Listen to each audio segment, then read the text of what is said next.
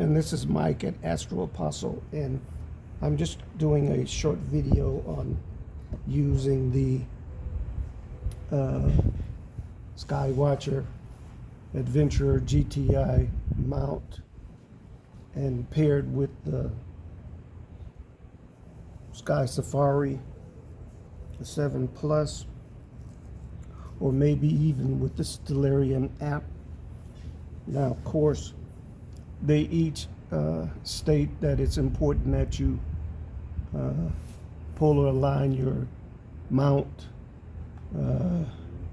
before attaching it to the application or connecting to the application, and that's always a good thing to do. Although last night I really didn't have much problem. It said that the scope wasn't aligned, although I used the polar scope to align the telescope, and I don't know why it didn't recognize the alignment, but maybe I wasn't as perfect in the alignment as I should have been. Otherwise, what you're going to want to do is you're going to want to connect the mount to you want to connect to the mount's Wi-Fi. In this case, for the Skywatcher, it's a Synscan app, which let me show you. The Synscan Pro app is what you're going to need to connect to, and at top it's going to say connect. It should, once you've connected to the Wi-Fi, it should list it, the IP address, and all you have to do is say connect, and you should be ready to use the app in connection to the mount. Now you can, again, if you don't want to use the polar scope, you can use the application's alignment process by star to align it.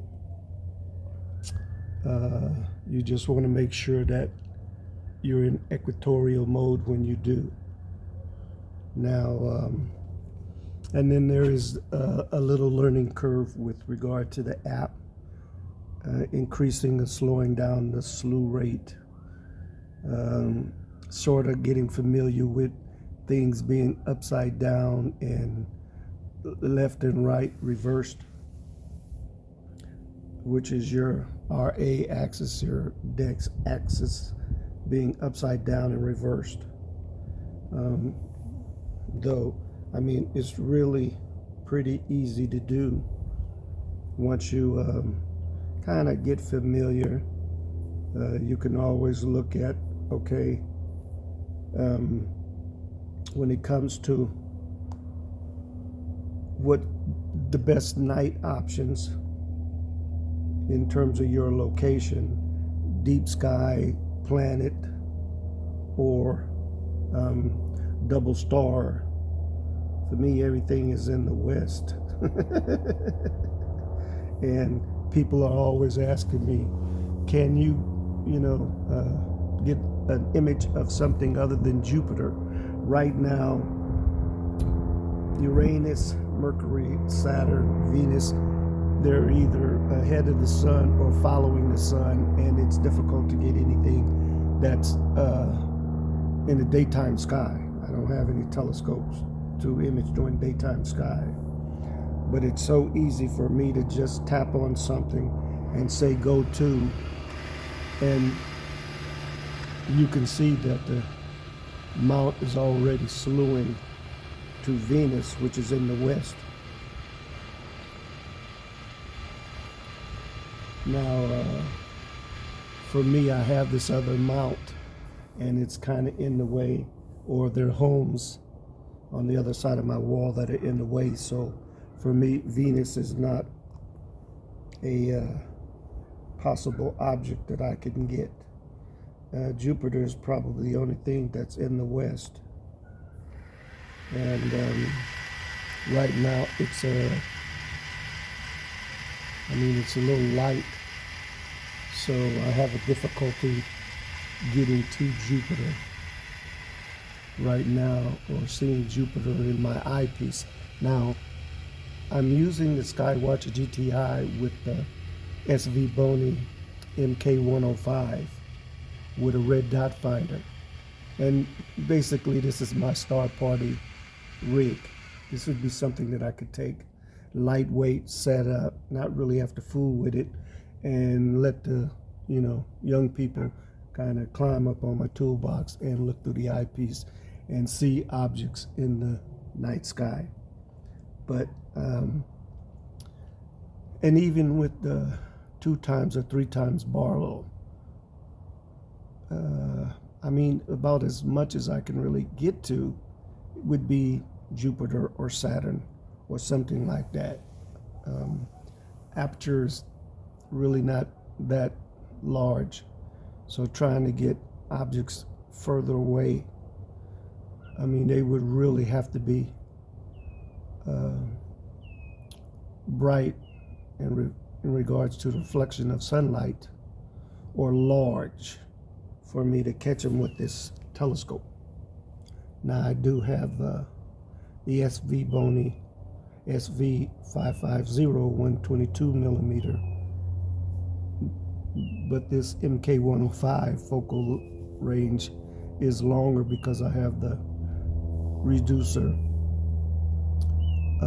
on the SV550, and I do have the Celestron C8, which is 2032 millimeter, but I'm really on the Optron Gem 28 mount, and I'm getting used to it, which I'm not really, comfortable using it right now, even though I should be, because it gives me a little bit more range. I can get in with a little bit more view and detail. But for people who are having difficulty using this, when you do the Skysafari Pro connection,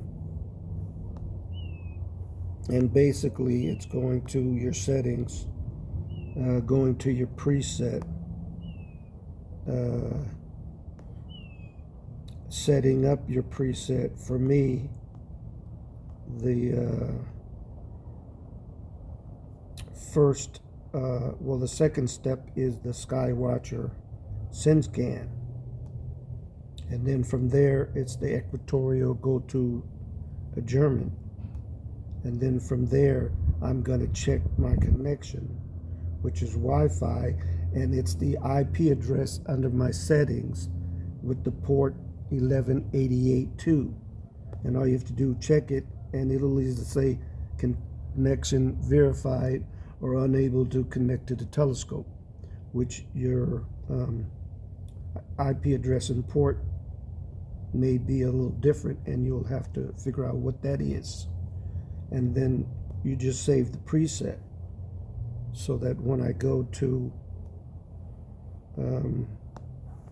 the application, I can connect to the application, and it immediately went to Jupiter on the map, on the atlas. And then from there I can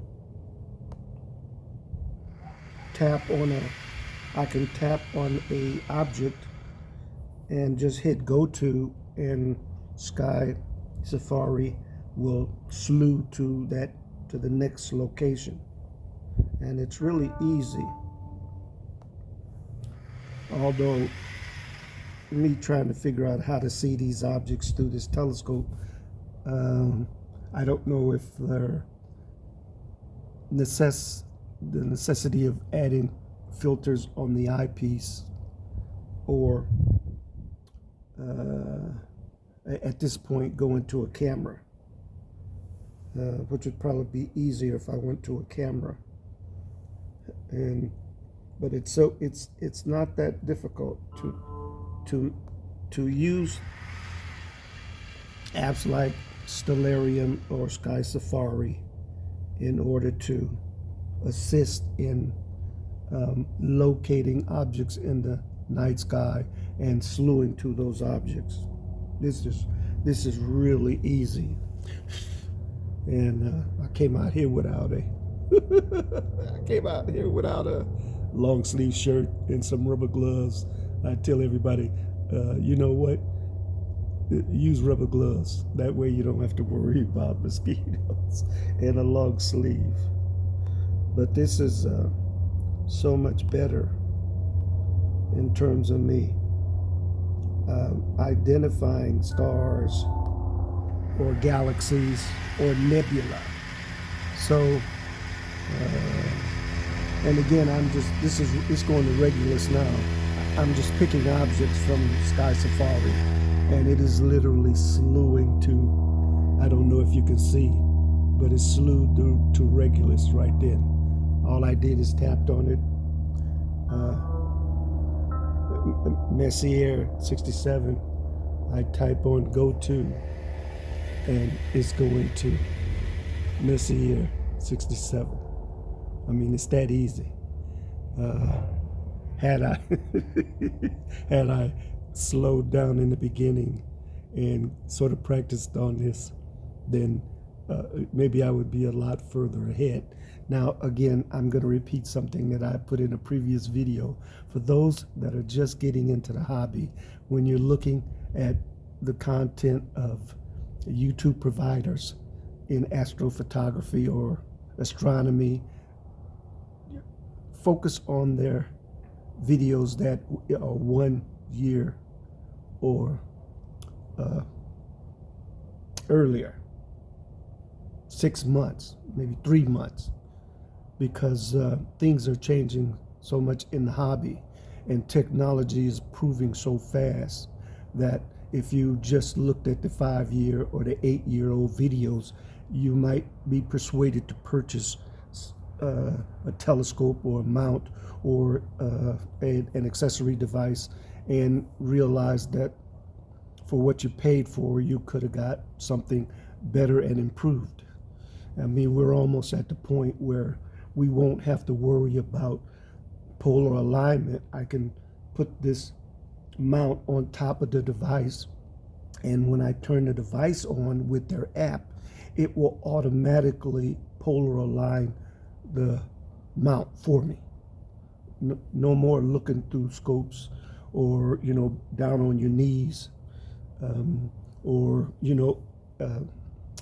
ASI Air Plus in it to try to get your polar alignment. That it will, like smartphones or smart TVs or smart cars, all you have to do is turn it on, and it will do it automatically for you, which will make our job as astronomers much more easy in relationship to finding things, being able to image things, being able to keep it in the center of our field of view, and avoiding star streaking while we're doing it. And I'm looking forward to that period of time when that happens. Now, again, I said it's short video, so I'm going to stop here. For me, it appears that I'm going to have a pretty clear sky tonight. I'm in the desert, so forget the level of dust that's here. And I don't know if you can see in the background the clouds. They were thick, but they're kind of blowing away. But I'll be darned if when I get started, if they don't blow back in. So I'll have to sit up all night or come up early in the morning. So yeah, I'm hoping that those clouds, I mean, if they got to be here, they'll blow away as opposed to obstructing my view. And for you, I just say clear skies.